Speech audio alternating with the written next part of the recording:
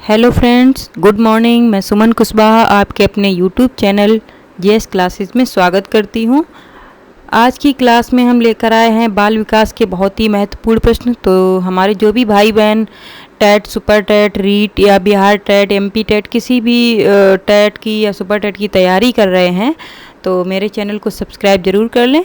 तो देखते हैं बाल विकास के 30 बहुत ही महत्वपूर्ण प्रश्न हैं। तो चलते हैं अपनी क्लास की तरफ। फर्स्ट क्वेश्चन हमारा है, कार्य को आरंभ करने, जारी रखने और नियमित करने की प्रक्रिया है।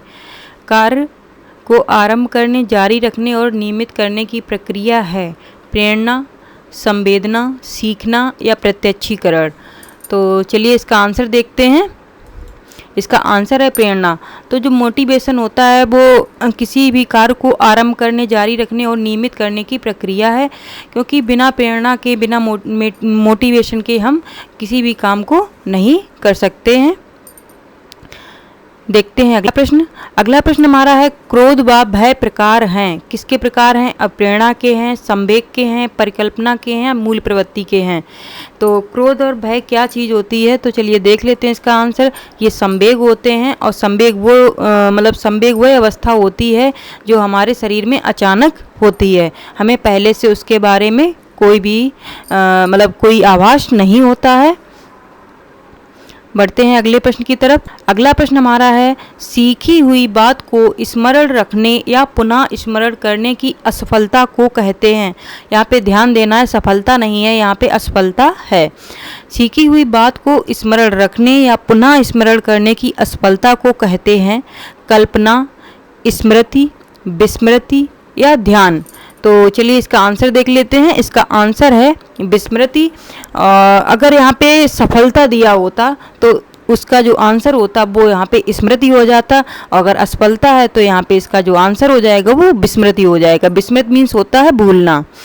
बढ़ते हैं अगले प्रश्न की तरफ। अगला प्रश्न हमारा है, मानव व्यक्तित्व के मनोलैंगिक विकास को निम्न में किसने महत्व दिया था? मानव व्यक्तित्व के मनोलैंगिक विकास को निम्न में किसने महत्व दिया था? कमेनियस ने, हॉल ने, हॉलिंगवर्थ ने या फ्राइड ने। तो जो मानव व्यक्तित्व का जो मनोलैंगिक विकास है वो फ्राइड ने इसको महत्व दिया था। फ्राइड ने इसके बारे में बहुत विस्तार पूर्वक चर्चा भी की है। अगला प्रश्न देख लेते हैं। अगला प्रश्न हमारा है, मनोविज्ञान की प्रथम प्रयोगशाला की सबसे पहले किसने स्थापित किया? तो बुंट ने किया था, फ्राइड ने किया था, पावलोव ने किया था या वाटसन ने किया था। तो इसका आंसर मोस्टली लोगों को शायद पता भी होगा। तो यहाँ पे ये बुंट ने, जो विलियम बुंट थे, उन्होंने सबसे पहले मनोविज्ञान की प्रथम प्रयोगशाला स्थापित की थी, और ये जर्मनी के थे। और इन्होंने जो स्थापना की थी वो जर्मनी के लिप्जिंग शहर में प्रयोगशाला की स्थापना की थी 1879 में। बढ़ते हैं अगले प्रश्न की तरफ। अगला प्रश्न हमारा है, संघनन सिद्धांत किससे संबंधित है? अधिगम से, अप्रेरणा से, स्मृति से या सृजनात्मकता से। तो संघनन सिद्धांत जो हमारा होता है वो स्मृति से संबंधित होता है। और स्मृति से इसलिए संबंधित होता है कि किसी भी चीज़ को जब हम सीखते हैं, जब हम किसी चीज़ को ध्यान में रखते हैं, जो हमारी मेमोरी में स्टोर हो जाती है, तो उस संघनन मीन्स होता है छन्ना धीरे धीरे करके। तो जो बहुत पुरानी बातें हो जाती हैं तो वो कहीं धीरे धीरे हमारे दिमाग से हम भूलने लगते हैं या विस्मृति हो जाती हैं। तो यही संघनन सिद्धांत पर ये स्मृति कार्य करती है। बढ़ते हैं अगले प्रश्न की तरफ। अगला प्रश्न हमारा है, क्षेत्र सिद्धांत में किस वर्ग का योगदान है? व्यवहारवादियों का है, संरचनावादियों का, मनोविश्लेषकों का है या गेस्टाल्टवादियों का है? तो क्षेत्र सिद्धांत में बहुत ज़्यादा योगदान जो रहा है वो गेस्टाल्टवादियों का रहा है। गेस्टाल्टवादियों में जैसे कोहलर हैं, कोपका हैं और बर्दीमर हैं, ये सब गेस्टाल्टवादी हैं हमारे। बढ़ते हैं अगले प्रश्न की तरफ। अगला प्रश्न हमारा है, भाटिया बैटरी का प्रयोग किसके मापन में किया जाता है? व्यक्तित्व मापन में, रुचि मापन में, बुद्धि मापन में या अक्षमता मापन में? तो जो भाटिया बैटरी परीक्षण है वो बुद्धि मापन में इसका प्रयोग किया जाता है। चलिए देखते हैं अगला प्रश्न। अगला प्रश्न हमारा है, संवेग का कौन सा सिद्धांत इस विचार को मानता है कि संवेगात्मक अनुभव संवेगात्मक व्यवहार पर आधारित हैं? बहुत ही महत्वपूर्ण क्वेश्चन है ये। जेम्स लैंग सिद्धांत पर आधारित है, हाइपोथैलेमिक सिद्धांत पर, सक्रियता सिद्धांत पर या फिर अभिप्रेरणा सिद्धांत पर। तो संवेगात्मक अनुभव संवेगात्मक व्यवहार पर आधारित है। तो जो ये सिद्धांत है वो जेम्स लैंग सिद्धांत पर कार्य करता है। देखते हैं अगला प्रश्न। अगला प्रश्न हमारा है कोहलबर्ग का सिद्धांत किस विकास से संबंधित है? भाषा विकास से, सामाजिक विकास से, नैतिक विकास से, शारीरिक विकास से। तो कोहलबर्ग जो हैं वो नैतिक विकास से संबंध रखते हैं। इन्होंने मतलब बाल विकास के अंतर्गत नैतिक विकास, जो बच्चे का नैतिक विकास होता है, उस पर बहुत ही विस्तार पूर्वक चर्चा भी की है। बढ़ते हैं अगले प्रश्न की तरफ। अगला प्रश्न हमारा है जब मानव शरीर के एक भाग को दिए गए प्रशिक्षण का अंतरण दूसरे भाग में हो जाता है तो इसे क्या कहते हैं? ऊर्ध्व अंतरण, क्षैतिज अंतरण या द्विपार्श्विक अंतरण या इनमें से कोई नहीं? तो चलिए देख लेते हैं इसका आंसर। इसका आंसर है द्विपार्श्विक अंतरण। जब एक शरीर का एक जो भाग होता है तो उसको जब प्रशिक्षण दिया जाता है, लेकिन ऑटोमेटिकली क्या होता है दूसरे भाग में उसका जो प्रभाव है वो हो जाता है, तो ऐसी स्थिति में इस अंतरण को द्विपार्श्विक अंतरण कहते हैं। बढ़ते हैं अगले प्रश्न की तरफ। अगला प्रश्न हमारा है किसका नाम सुजन शास्त्र के पिता से जुड़ा हुआ है? Crow and crow, Galton, Ross या वुडवर्थ? तो जो सुजन शास्त्र के पिता के नाम से जुड़ा है वो है गाल्टन। और ये प्रश्न एक दो बार टेट के एग्जाम में पूछा भी जा चुका है। अगला प्रश्न दे लेते हैं। विद्रोह की भावना किस अवस्था से संबंधित है? मध्य किशोरावस्था से, बाल्यावस्था से, पूर्व किशोरावस्था से या शैशवावस्था से? तो जो विद्रोह की भावना है वो हमारी पूर्व किशोरावस्था से संबंधित है। वो इसलिए होती है क्योंकि जो बच्चा पूर्व किशोरावस्था में ऑटोमेटिकली अचानक सडनली चेंज होता है शरीर में, तो उस टाइम पे बच्चा एडजस्टमेंट नहीं कर पाता है, तो वहाँ पे उसके साथ में जो विद्रोह की भावना होती है वो पनप जाती है उसमें, तो वो इसलिए हो जाता है। बढ़ते हैं अगले प्रश्न की तरफ। अगला प्रश्न हमारा है सीखने की वह अवधि जब सीखने की प्रक्रिया में कोई उन्नति नहीं होती है तो वो क्या कहलाती है? सीखने का वक्र, सीखने का पठार, स्मृति या अवधान? तो जब कोई उन्नति नहीं होती है सीखने के उस समय में, जब कोई भी मतलब हलचल नहीं होती, ना तो उन्नति होती है ना ही अवनति होती है, तो ऐसी स्थिति को हम सीखने का पठार कहते हैं। वो उस स्टेज पे स्थिर हो जाती है, ना तो वो आगे बढ़ती है ना ही वो घटती है। तो ये सीखने का पठार, सीखने के पठार 3 प्रकार के होते हैं, इस पर फिर बाद में कभी चर्चा करें। बढ़ते हैं अगले प्रश्न की तरफ। अगला प्रश्न है बुद्धि के तरल क्रिस्टलीय प्रतिमान के प्रतिपादक कौन थे? कैटल, थॉर्नडाइक, वर्नन या स्किनर? तो जो बुद्धि का तरल क्रिस्टलीय प्रतिमान है वो कैटल ने दिया था। अगला प्रश्न देख लेते हैं। अगला प्रश्न हमारा है शिक्षण हेतु मानसिक उद्वेलन प्रतिमान का प्रयोग निम्न में से किसके सुधार हेतु किया जाता है? समझ, अनुप्रयोग, सृजनात्मकता या समस्या समाधान के लिए? तो जो शिक्षण हेतु मानसिक उद्वेलन प्रतिमान है उसका प्रयोग सृजनात्मकता के लिए किया जाता है। और ये क्वेश्चन अभी टेट जो अभी हुआ था लास्ट वाला, उसमें अभी फ़िलहाल में पूछा भी गया था, तो इसमें कन्फ्यूजन रहता है सृजनात्मकता और समस्या समाधान में, तो यहाँ पे कन्फ्यूज नहीं होना है। इसका राइट आंसर है वो सृजनात्मकता ही है। बढ़ते हैं अगले प्रश्न की तरफ। गोलमैन किससे संबंधित हैं? सामाजिक बुद्धि से, संवेगात्मक बुद्धि से, आध्यात्मिक बुद्धि से या सामान्य बुद्धि से? तो चलिए देख लेते हैं इसका आंसर किससे संबंधित है। तो जो गोलमैन है वो संवेगात्मक बुद्धि से संबंधित है। बढ़ते हैं अगले प्रश्न की तरफ। अगला प्रश्न हमारा है संज्ञानात्मक संप्राप्ति का न्यूनतम स्तर कौन सा है? ज्ञान, बोध, अनुप्रयोग, विश्लेषण?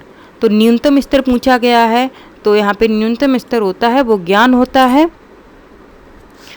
और इसके 5 चरण होते हैं ज्ञान, बोध, प्रयोग, विश्लेषण और संश्लेषण। तो जो संश्लेषण होता है और संश्लेषण के बाद में समस्या समाधान होता है, तो समस्या समाधान वो उच्च स्तर हो जाता है और जो ज्ञान है वो हमारा न्यूनतम स्तर हो जाता है। अगला प्रश्न देख लेते हैं। अगला प्रश्न हमारा है एक बालक जो साइकिल चलाना जानता है, मोटर बाइक चलाना सीख रहा है, यह उदाहरण होगा क्षैतिज अधिगम अंतरण का, ऊर्ध्व अधिगम अंतरण का, द्विपार्श्विक अधिगम अंतरण का या कोई नहीं? तो जान लेते हैं इसका आंसर। इसका आंसर है ऊर्ध्व अधिगम अंतरण। साइकिल तो वो पहले से ही चलाना सीख चुका है, लेकिन मोटर बाइक चलाना सीख रहा है, तो ऐसी स्थिति में उसको ऊर्ध्व अधिगम अंतरण कहते हैं। नेक्स्ट क्वेश्चन देखते हैं। नेक्स्ट क्वेश्चन हमारा है, अधिगम अनुभव और प्रशिक्षण के परिणाम स्वरूप व्यवहार में परिवर्तन है, किसका कथन है? बहुत ही इंपॉर्टेंट कथन है ये।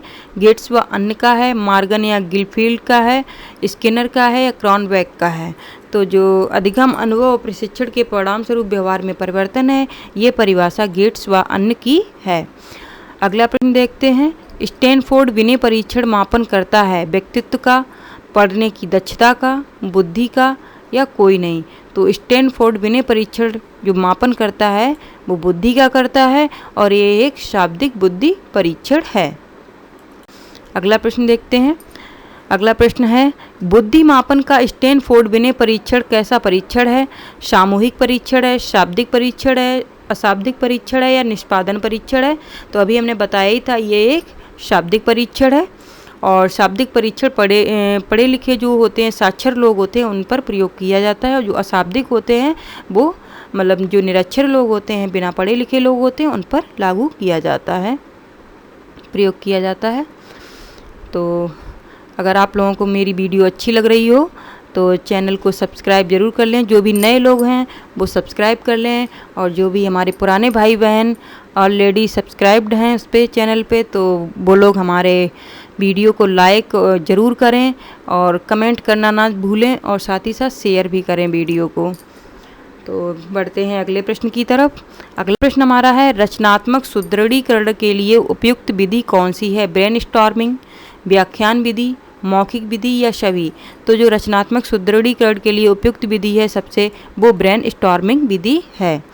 अगला प्रश्न देखते हैं। अगला प्रश्न है हमारा, लॉरेंस कोलबर्ग के सिद्धांत में कौन सा स्तर नैतिकता की अनुपस्थिति को सही अर्थ में सूचित करता है? तो यहाँ पे ये पूछा गया कि नैतिकता की अनुपस्थिति नहीं होती है, तो कौन सा स्तर होता है? स्तर फर्स्ट, स्तर सेकंड, स्तर थर्ड या स्तर फोर्थ? तो जो स्तर थर्ड होता है उसमें नैतिकता की अनुपस्थिति होती है। बढ़ते हैं अगले प्रश्न की तरफ।